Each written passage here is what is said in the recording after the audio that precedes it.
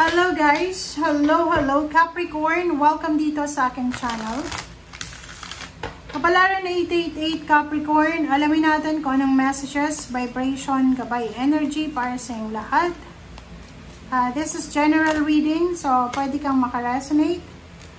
Gamitin mo ang iyong intuition sa panonood. Okay, this is Capricorn energy. Ang unang barahan niya dito is morning affirmation. Ang morning affirmation na to, syempre ginagawa to sa umaga. Pagkagising mo, after mo mag-pray, you can make this affirmation. Say positive affirmation each morning to open the gates of manifestation. Gawin mo to, walang imposible. So, walang masama sa pagtatry. Like for example, after mong gumising, mag-pray ka sa Panginoon. Thank you Lord for giving me new life. Diba? Thank you for protecting me the whole night. And next nyan, say positive affirmation about yourself na you're winner, you're healthy, you're beautiful, you're kind. Lahat ng positive affirmation each morning para daw makatulong siya na magbukas yung gates ng manifestation sa buhay mo. Okay, treasure chest. Wow, congratulations sa'yo. Congratulations Capricorn kasi isang hindi mo pa nakikita, hindi mo pa nararamdaman na windfall of new abundance ang posibleng darating sa buhay mo. Wow! Congratulations Congratulations sa'yo kasi eto nakatago to eh. Parang makakatagpo ka or may bubuhos na swerte sa buhay mo. Or habang nanunod ka sa ngayon, parang sa taas mo, sa ulo mo, meron dyan na parang ipo-ipo siya. Tama ba yun? Ipo-ipo? Tama ba yun? Na unforeseen windfall. Yung parang hindi natin nakikita, hindi natin nararamdaman na swerte, na posibleng bubuhos sa'yo. Next card natin is Alchemy. Yun, sabi sa'yo dito, Capricorn, makinig ka. You have the Midas touch right now. In every project you begin turns to gold. So lahat ng hahawakan mo, parang Midas touch siya. Lahat ng hahawakan mo ay it will turns out gold. It will turns out positive. Diba? So, congratulations sa'yo. Ang ganda ng barahan mo. Parang may magic wand. Diba? Yung parang kung ano man, like for example, kung saan ka man magsisimula ng trabaho, pwedeng ma-promote ka, tumaas yung posisyon sa trabaho, yung sweldo, or if it's business, kung ano man ang business na sisimulan mo, sigurado daw na asenso yung business na yan. Okay, Gates of Triumph. So, ganun din to. So, sinasabi ng Gates of Triumph na to na success expands in your life. Wow! Treasure chest, unforeseen, windfall of abundance, and Gates of Triumph, success expands in your life. Ang galing na ito, no? Congratulations talaga sa inyo, Capricorn. Okay. And the flow. Everything is smooth sailing. So, hindi ka dapat namumroblema. Capricorn, just let it go, let God, let it flow. And just go with the flow. Okay, wow. Congratulations. Ang ganda. Bas parang ang sinasabi sa'yo dito ng Baraha Capricorn na nakaplano ang lahat. Diba? Nakangiti ako nang sinasabi ko yun sa'yo. Naka-destiny na magtagumpay ka. Nakita mo to? Yung malaking gate ng triumphant success, ng victory, ay nakabukas para sa'yo. Open, wide open. May naghihintay sa'yong ligaya, happiness, abundance. Lahat ng sacrifices mo, lahat ng prayers mo, lahat ng pagod mo, lahat ng luha, lahat ng sakit, lahat ng hinanakit, ay may kabayaran yan na positive outcome. Wow.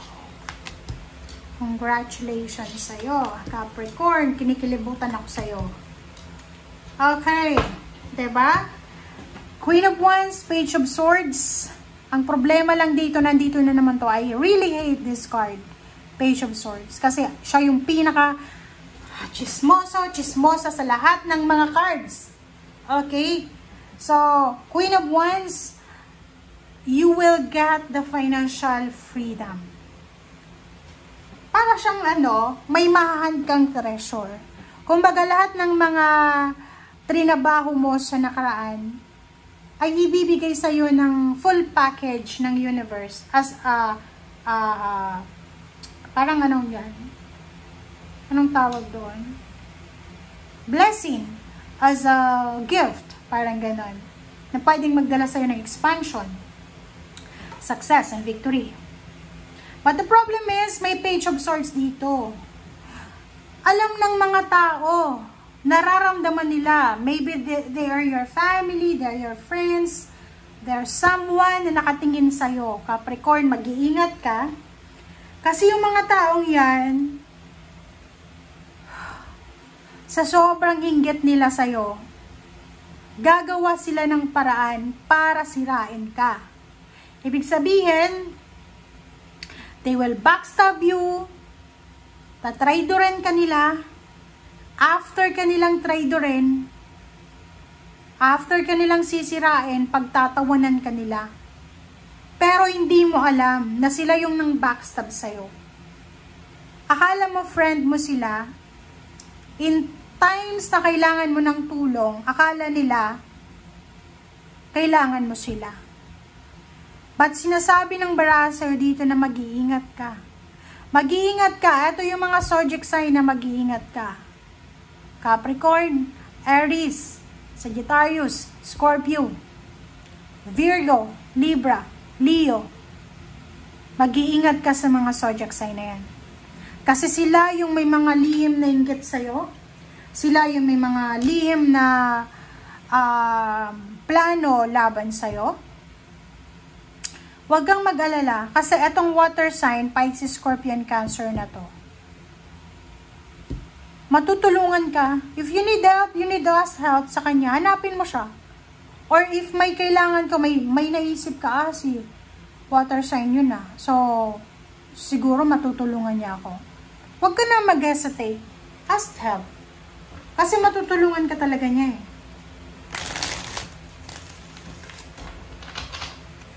Okay. Capricorn. I understand sa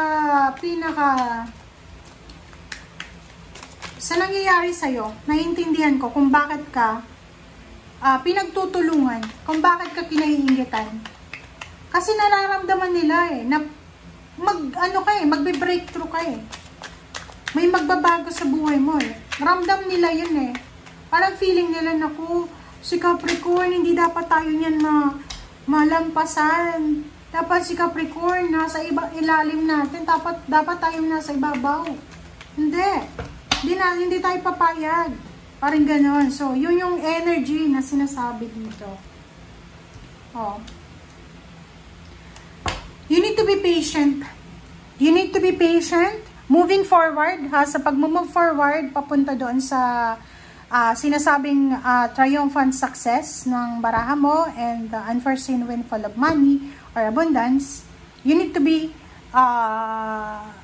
patient and at the same time, understandable na nasaktan ka because of mga backstabbing, pagtatraidor, but isipin mo na okay, eto.